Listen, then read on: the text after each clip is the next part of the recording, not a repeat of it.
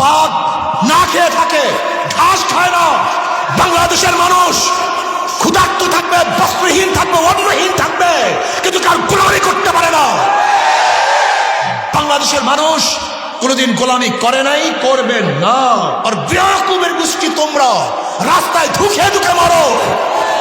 শেখ হাসিনার পিয়ন থাকবে হেলিকপ্টারে, আর তুমি থাকবে রাস্তার নর্দমার মধ্যে। তারা ভালো খাবে আর তুমি না খেয়ে থাকবা। তারা বস্ত্র পরিধান করবে, তুমি বস্ত্রহীন থাকবা। তারা হাজার তারা বিল্ডিং এ থাকবে আর তুমি গাছ তারাই ঘুমাবা। এর জন্য বাংলাদেশ কায়েম করা হয় নাই, এর জন্য আন্দোলন করা হয় নাই, এর জন্য সংগ্রাম করা হয় নাই।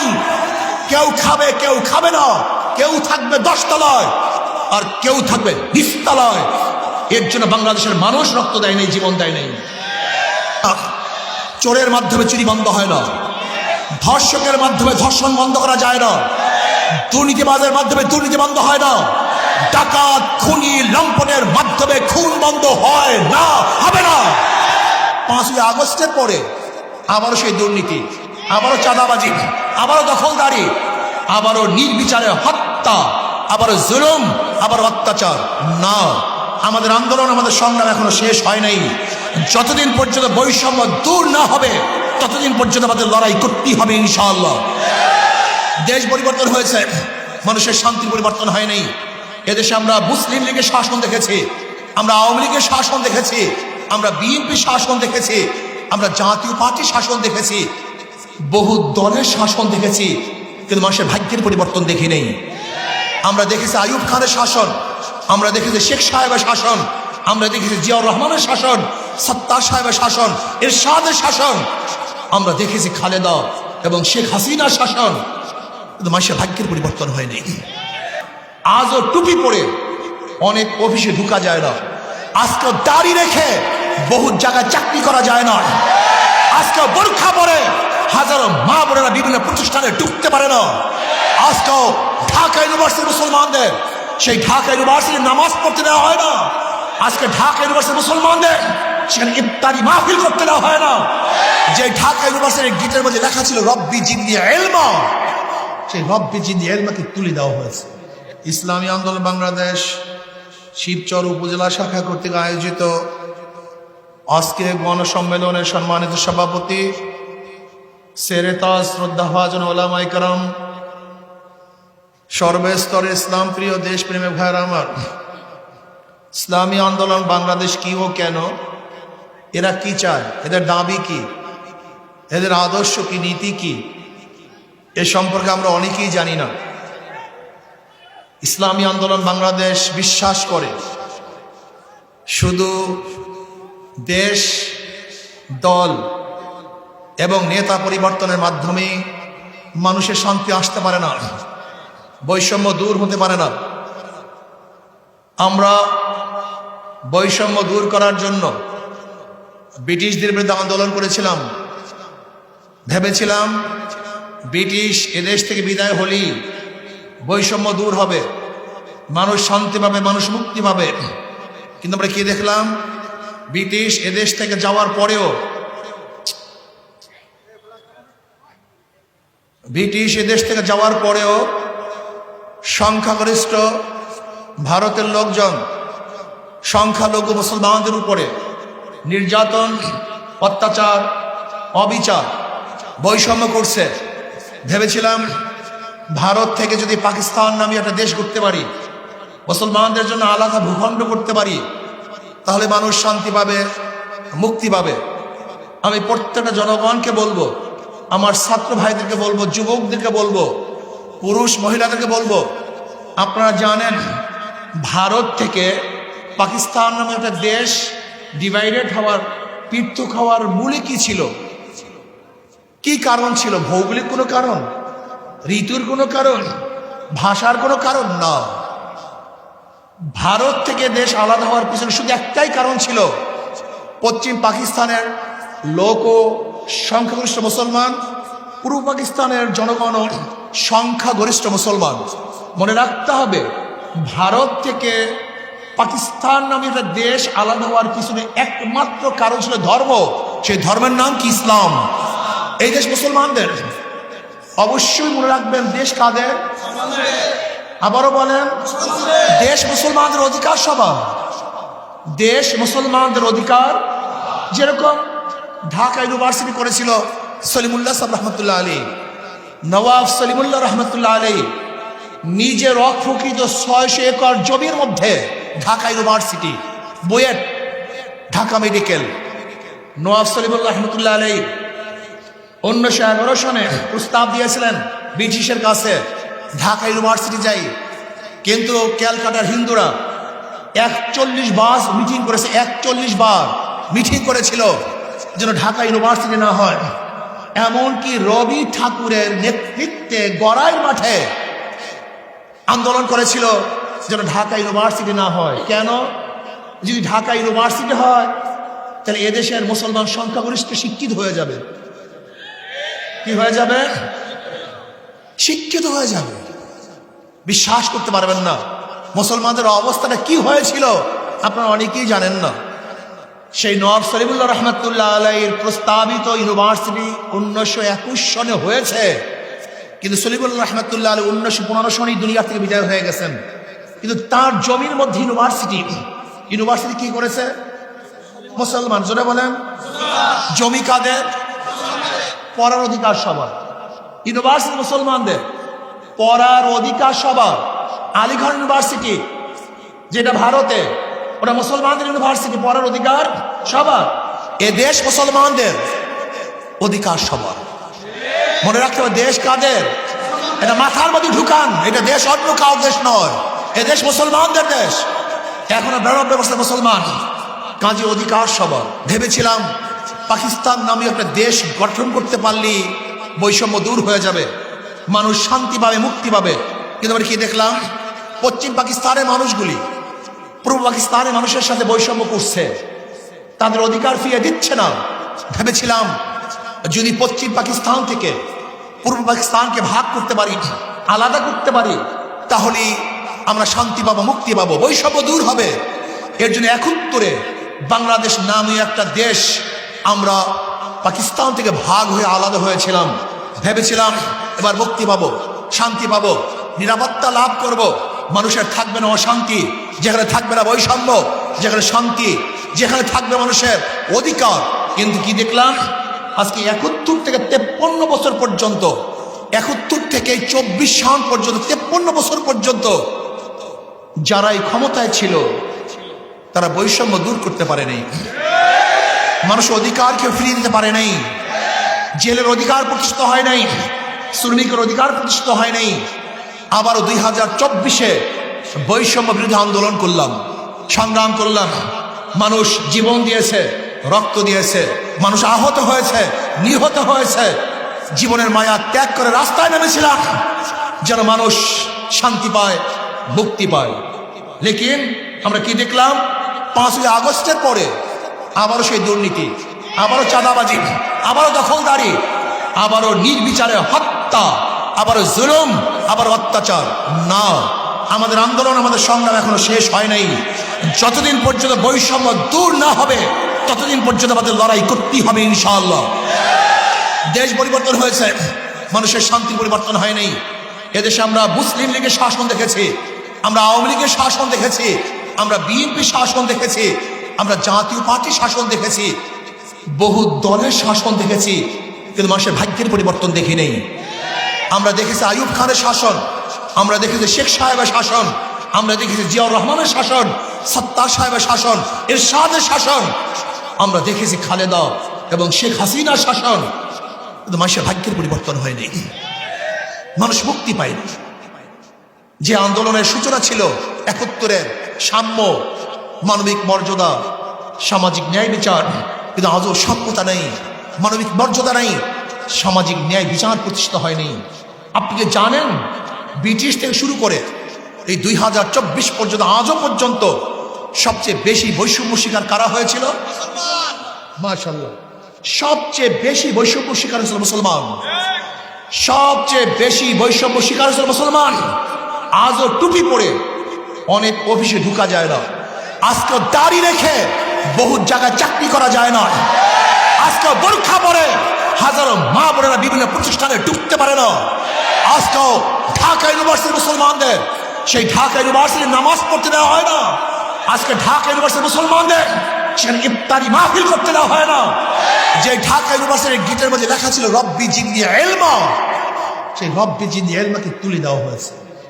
নজরুল ইসলাম হল, সেখানে ইসলাম শব্দ তুলে দেওয়া হয়েছে। আপনি বিশ্বাস করতে পারবেন 92% মুসলমানদের দেশে কি করা হয়েছিল? গোটা বাংলাদেশের সমস্ত মানুষকে নাস্তিক বানাবার চক্রান্ত চলছিল। শিবচরে ভাইরা, আপনারা অনেকেই আওয়ামী লীগ করেন আমি জানি, কিন্তু আমি প্রশ্ন করতে চাই, আপনি কি জানেন আওয়ামী লীগ শিক্ষা কারুকলামের মধ্যে কি পরিবর্তন করেছিল?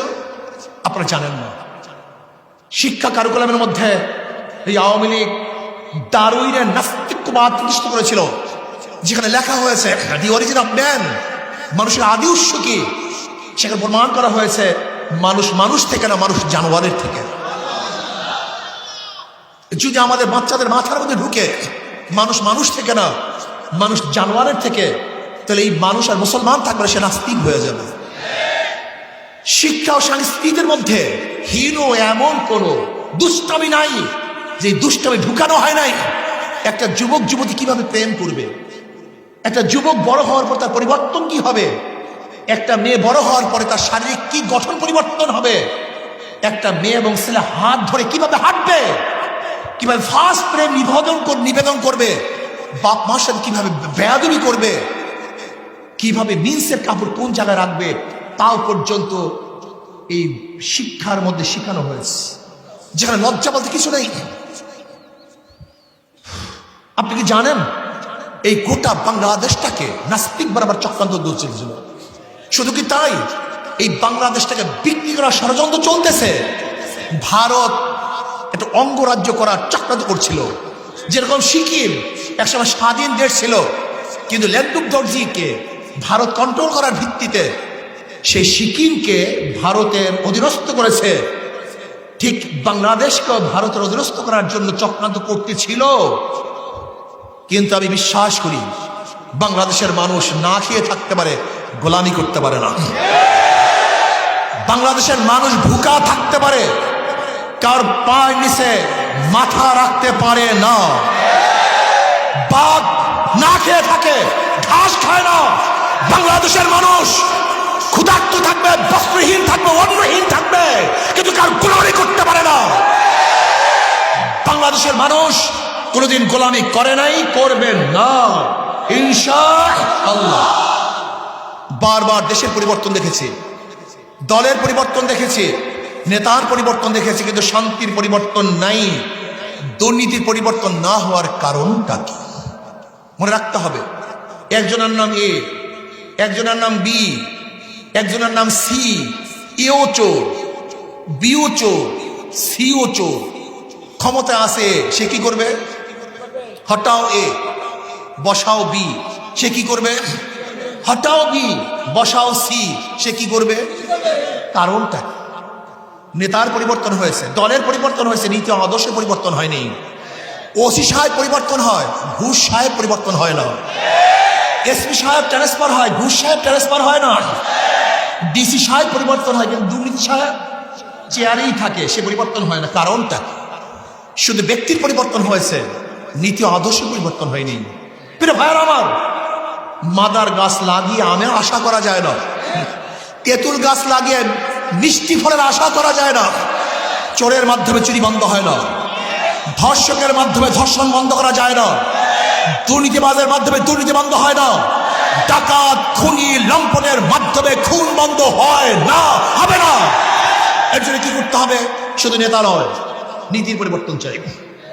আজকে যেই সাম্য, মানবিক মর্যাদা, সামাজিক ন্যায় বিচারের জন্য আন্দোলন করেছিলাম, সংগ্রাম করেছিলাম, কিন্তু আজকে বাংলাদেশের অর্থনীতির অবস্থাটা কি? মাত্র 4 পরিবার 2 লক্ষ কোটি টাকা চুরি করেছে।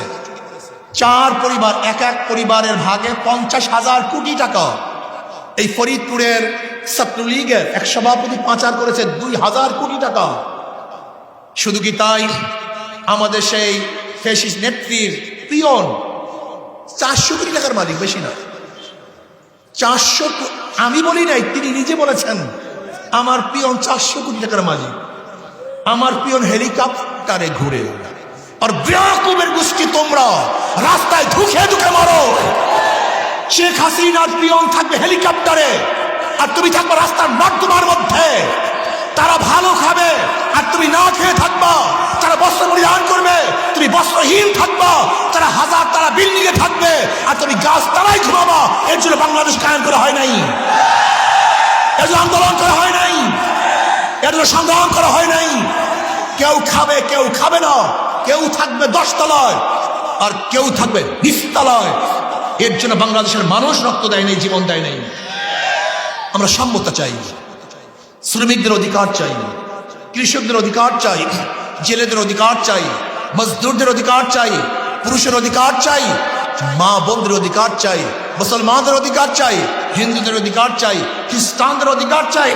বাংলাদেশে যত ধর্মের, যত বর্ণের, যত পেশার মানুষ আছে, সমস্ত মানুষের ন্যায্য অধিকার আমরা প্রতিষ্ঠা করতে চাই। আজকে গরিবদেরকে বলবো, আমাদের বিয়া খুব গরিব বাবারা নিজেরা গরিব হয়েছেন, বুদ্ধিটাকেও শেষ করেছেন। আপনি কি জানেন বর্তমান অর্থনীতি চলতে থাকলে কিয়ামত পর্যন্ত কোনো গরিব গরিব হবে না, ধনী হবে না। গরিব শুধু গরিবই হবে আর ধনী শুধু ধনী হবে। যেরকম আজকে আপনি যাবেন শিবচর ব্যাংকে, একজন গরিব ভাই, ম্যানেজার সাহেব আমাকে 5 লক্ষ টাকা ঋণ দেন, লোন দেন। সে কি বলবে? মর্গেজ আছে? বলবেন তো আমি তো গরিব মানুষ। বলি গরিবের জন্য ব্যাংকের টাকা নেই। ব্যাংকের টাকা কাদের জন্য? ধনীদের জন্য। ব্যাংক ধনীকেই ধনী বানায়। যাকে ব্যাংক দেয় তারই লোন মাফ হয়, তার ইন্টারেস্ট মাফ হয়। তাই ধনী 4 বার ধনী হয় আর গরিব 5টা লাথি খায়। এই বর্তমান অর্থনীতি জীবনভর চললে, কিয়ামত পর্যন্ত চললেও কোনো গরিব ধনী হবে না। যদি ইসলামী অর্থনীতি অ্যাপ্লাই করা হয়, আমি কসম করে বলতে পারি আগামী 5-10 বছর পরে বাংলাদেশে একজন গরিবও থাকবে না। সমস্ত গরিবরা দরিদ্র সীমার উপরে চলে যাবে। ইসলামের গোটা অর্থনীতি গরিবদের জন্য। আপনারা বুঝেন না কেন গরিবরা? ইসলামের গোটা অর্থনীতি গরিবদের জন্য। জাকাত কাদের জন্য? ফিতরা কাদের জন্য? ওশর কাদের জন্য? মানত কাদের জন্য? দান কাদের জন্য? গোটা ইসলামী অর্থনীতি গরিবদের জন্য। অথচ কপাল পোড়া গরিবদের কি নির্বাচনের সময় 500 টাকার নোট দেয়, আর আমার যুবক বামাদেরকে ফেন্সিডের বোতল দেয়, আর অবৈধ অস্ত্র দেয়। ওদের মাথা খারাপ করে এই দুর্নীতিবাজ রাজনীতিবিদরা আমাদেরকে শোষণ করেছে, আমাদেরকে চুরি করেছে, লুট করেছে, ধর্ষণ করেছে, আমাদের জুলুমের স্টিমুলার চালিয়েছে। আমরা চাই না এই শাসন, আমরা দুর্নীতি দেখতে চাই না। এর জন্য জনগণ ঐক্য হতে হবে। জনগণ কি হতে হবে? জনগণকে ঐক্য হতে হবে। আজকে থেকে নিয়াত করেন, যেই দলের মধ্যে ধর্ষক আছে, লুটেরা আছে, চাঁদাবাজ আছে, খুনি আছে, ডাকাত আছে, ওদের দল করব না, ওদেরকে ভোট দেব না, কোন সন্ত্রাসীকে সাপোর্ট করব না। যতদিন পর্যন্ত জনগণ ঐক্য না হবেন, ততদিন পর্যন্ত বারবার শাসক পরিবর্তন করবেন, রক্ত দিবেন, কিন্তু আপনাদের ভাগ্যের পরিবর্তন হবে না। আমি বর্তমান অন্তর্বর্তী সরকারকে বলবো, যাদেরকে আপনি বর্তমান উপদেষ্টা নিয়োগ দিয়েছেন, এরা এই মাটি এবং মানুষের চিন্তা লালন করে না। এরা ভিন দেশে কোনো চিন্তা লালন করে। স্পষ্ট ভাষায় বলতে চাই, যদি বিতর্কিত উপদেষ্টাদেরকে আপনি এখনো প্রত্যাহার না করেন, তাহলে হয়তো বা আপনার বিরুদ্ধে আন্দোলন শুরু করতে হবে, আপনার বিরুদ্ধে লড়াই করতে হবে, যেটা আমরা চাই না। আমরা চাই সংস্কারের মাধ্যমে সুন্দর এক পিআর সিস্টেমে নির্বাচন উপহার দিবেন। সংখ্যানুপাতিক হারে নির্বাচন হবে। কোনো ব্যক্তিকে মানুষ ভোট দিবে না, মার্কাকে ভোট দিবে। তাহলে কি থাকবে? দুর্নীতি থাকবে না, বাণিজ্য থাকবে না, নমিনেশন বাণিজ্য থাকবে না, পেশি শক্তি ব্যবহার করতে পারবে না, অবৈধ কালো টাকার সরাসরি থাকবে না। প্রত্যেকটা ভোট কাজে লাগবে। যেখানে জাতীয় সরকার গঠিত হবে, প্রত্যেক আদর্শ মানুষ সংসদে থাকবে, প্রত্যেকের কথা তুলে ধরতে পারবে। বিহার সিস্টেমে নির্বাচন হলে ফেসিস আর তৈরি হবে না, জালেম তৈরি হবে না, খুনি তৈরি হবে না। লক্ষ লক্ষ কোটি টাকা বিদেশ পাচারকারী কোন দল আর বাংলাদেশে থাকবে না। মার্কাকে ভোট দিবে। ধরে নেন যদি হাত পাকা মার্কা কোটা ভোটের 30% ভোট পায়, তাহলে তাদের 90 জন সংসদ সদস্য সংসদে যাবে। কথাটা বোঝাতে পারি নাই? কোনো ভোট মিসিং হবে না। কাজে আসুন, পিআর সিস্টেমে নির্বাচন চাই। 92% মুসলমানদের দেশে ইসলামের হুকুমত চাই। কি রাজি আছেন ইনশাআল্লাহ? কি চাই ভাই? ইসলামী হুকুমত। ইসলামী হুকুমত যদি প্রতিষ্ঠিত হয়, যদি ইসলামী হুকুমত প্রতিষ্ঠিত হয়, তাহলে ইনশাআল্লাহ গরিব দুঃখী মেহনতি মানুষের প্রত্যেকটা মানুষের অধিকার প্রতিষ্ঠিত হবে। সাম্য, মানবিক মর্যাদা, সামাজিক ন্যায় বিচার প্রতিষ্ঠিত হবে। আল্লাহ আমাকে এবং আমাদের সবাইকে ইসলামী হুকুমতের জন্য সর্বোচ্চ চেষ্টা করার তৌফিক দান করেন। রাজি আছেন ইনশাআল্লাহ? কে কে রাজি আছে? আল্লাহু আকবার, আল্লাহু আকবার। আল্লাহ আমাদের সবাইকে কবুল করে নেন।